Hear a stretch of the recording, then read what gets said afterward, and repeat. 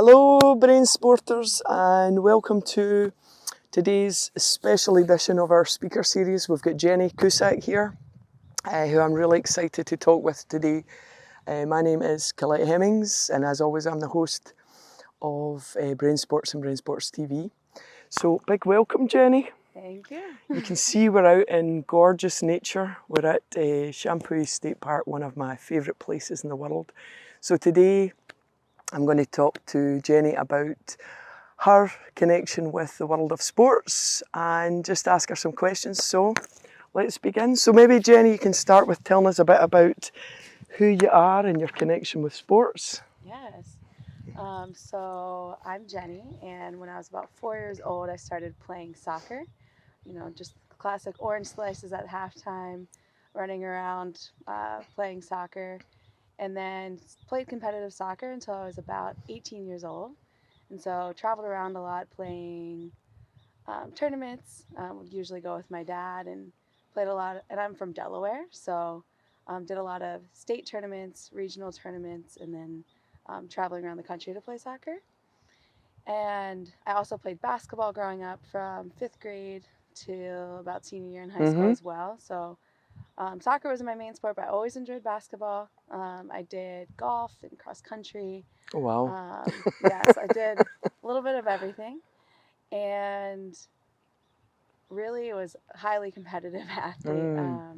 Had a couple concussions as well from soccer and basketball. So, not only like played the sport, but had some injuries where like recovery was really important and like focusing on rebuilding. Yeah. And yeah, I was a multi-sport athlete. Planned on playing in college, playing soccer in college, but my junior year of high school, I got a knee injury, which kind of took me out of the sport for a while. And then my first game back, I had a concussion. Oh, wow.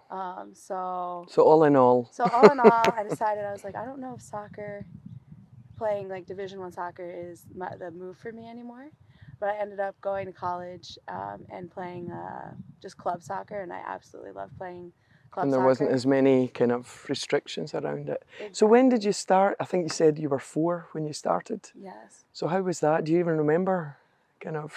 Yeah, I remember playing at the local YMCA. I remember playing with all the kids that were like in my pre-K class. Like they were out playing soccer with us. And, again, it was like the time where everyone brought snacks after the game. Like you had orange slices at halftime. And I was playing year round. Like we played in the fall, we played in the spring. And like if we weren't playing competitively, then I was probably in the backyard kicking a soccer ball with my dad. Oh, I love that. So tell us, as you talked about a concussion, and tell us maybe one or two obstacles you faced along the way. So you were pretty young. What were some of the injuries that you had? The concussions I remember were probably the most difficult to endure because, especially at the time, there was no real like recovery for it. It was just rest and don't look at screens. But you're like, how long does that last? Like, how do you actually recover from the concussions? And like, I didn't really ever felt like I recovered from them. It just felt like they kept happening, and I was becoming more susceptible to the concussions. So, yeah, I think the recovery part of the concussions was tough because it was like with a knee injury, I went to 2 months of physical therapy. And you were still pretty young. Yeah, I was 17 when I had the knee injury. And then my first concussion was when I was 14. And then between ages of like 14 and 18, I had about 4 to 5 like serious concussions where I either had a knee to the head or a head-to-head collision. And like sometimes there was one time where I remember blacking out for a couple seconds. Wow. But I don't remember I remember that the recovery was like, oh, just rest and don't look at screens. And you're like, okay, how am I supposed to do schoolwork? Like when is a sufficient amount of time to recover and then go back to playing? And like at that time, like I was just told to rest for 2 weeks and then I would just jump right back in and still go with the intensity. Do you think those concussions affect, I'm imagining the answer is yes, but how do they affect your life today? I feel like there's like still layers of pain sometimes, like on my brain. I felt that before, but I think today, like there's some like confusion because like when I look back at like my past, like there is some like there's a lot of stuff I don't remember. Like I can't recall a lot of memories, Mm-hmm. and I don't know if that's specifically because of the concussions, but I'm sure there's some connection there. Like a blank space almost of. Yeah, Mm-hmm. like someone will ask me a question, I'll be like, or my mom will bring up a memory, and I'll be like, I don't remember that. I'm like, I'm usually shocked by that. So I think at the time, like I didn't think of it as like that serious, and then when I'm looking back now, I'm like, wow, like I really rattled my brain. Yeah. A lot during. Well, that's a good way of describing it, rattling. Yeah. And we don't really think about the brain until something happens, it's for sure. Yeah, and then like the migraines. I just remember the migraines afterwards, like just being like holed up in my room with like no light coming in, no sound, just trying to like find some peace because the rattling of my brain, like it felt like I couldn't move at times. And tell us some of the things that you, because we've got the lovely rain coming on now. I love it. Tell us about some of the things that you, I guess, do today to help manage some of the symptoms of that. So fortunately, I don't really have any more migraines like I used to.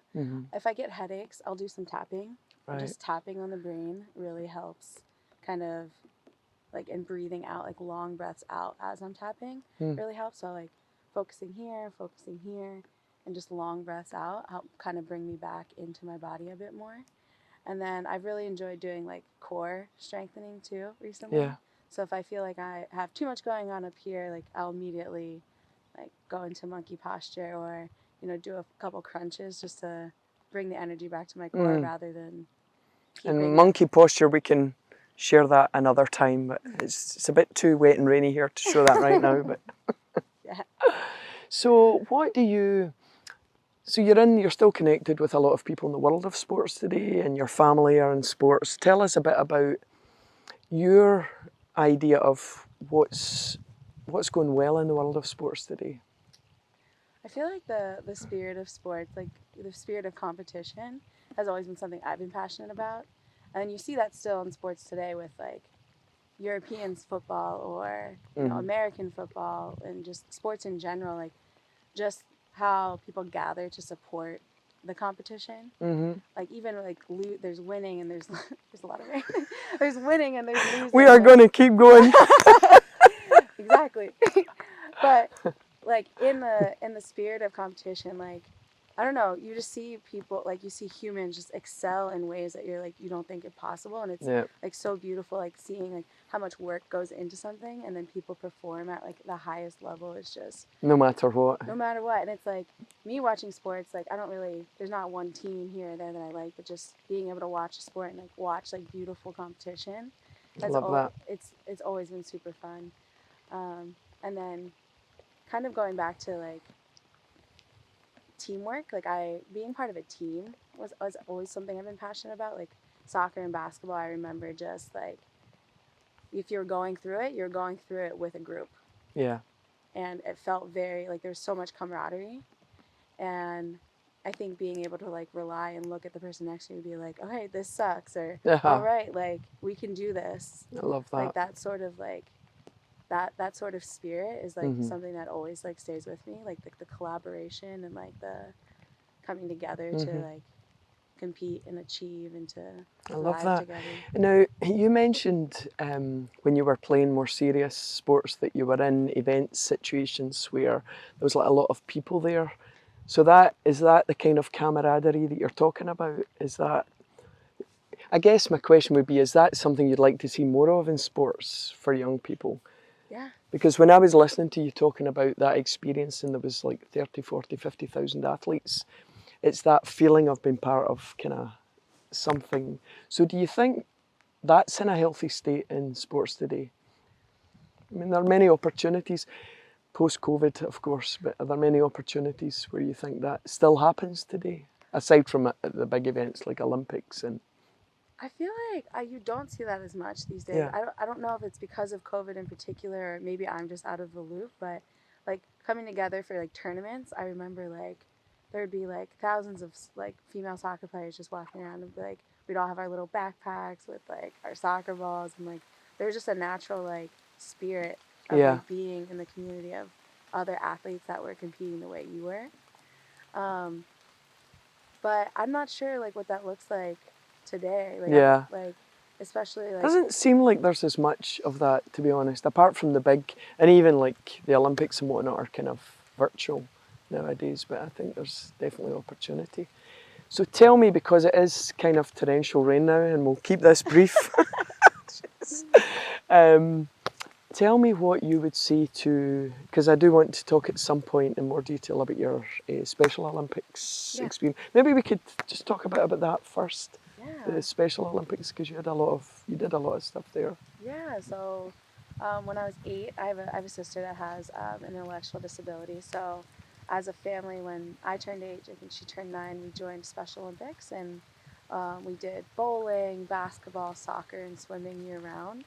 And so it was really beautiful to compete alongside athletes with intellectual disabilities, because it was pure just like joy and competition, but it wasn't like this like pressure. It was like a pressure-free zone. Like, is everyone out here having fun and doing their best? Like, that's exactly what it was. It was just, we're out there, and it was crazy because sometimes we'd be dribbling the ball down the court, and you know, the one team's beating the other team, so it's like really badly. So our team would like hand the ball off to the other team so that they could get a basket. It's like, oh, it's like everyone just wants everyone to do well and have fun. Like, it didn't really matter what the scoreboard looked like. So if you were talking about, because there's the conversation about what competition means, but what would you say the competition was in the Special Olympics when you were there? Was there, because there's still healthy competition, but what is the difference? I felt like it was a competition with like themselves. Like, it wasn't, you never saw like comparison. Like, I never saw an athlete be like, oh, I'm better than that athlete. It was always just like, oh, like I couldn't shoot the basketball from this spot before, but now I can. High five. And so it was like, and they would look at themselves and realize that they got better, rather than being. We can maybe learn a lot from that. Yeah. For sure. So if you were to go back to young Jenny, what would you say to her? Would you advise her to do anything differently than what she's done till now? I'm grateful for where I am now, but I would tell myself to be gentle with myself. Beautiful.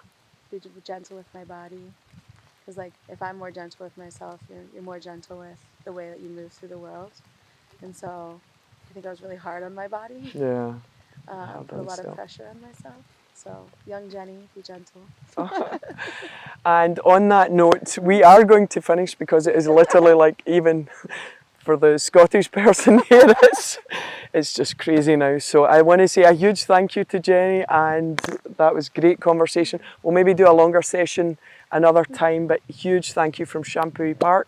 Checking out, and see you next time. Bye for now.